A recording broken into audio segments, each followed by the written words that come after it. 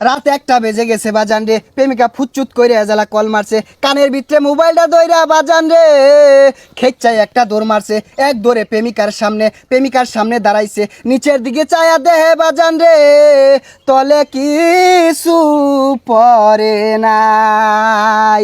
কথা কোন ঠিক কিনা? জয় বাংলা। এই কোন যেত না ওয়াজ আমাদের গাইবে আওয়াজ করতে।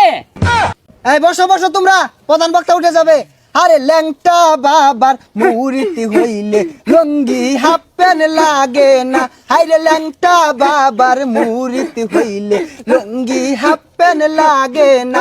আরে ল্যাংটা বাবার মুরিতি যারা আজ্ঞা তারা হচ্ছে না। হেই হেই হেই, আয় থামো থামো থামো।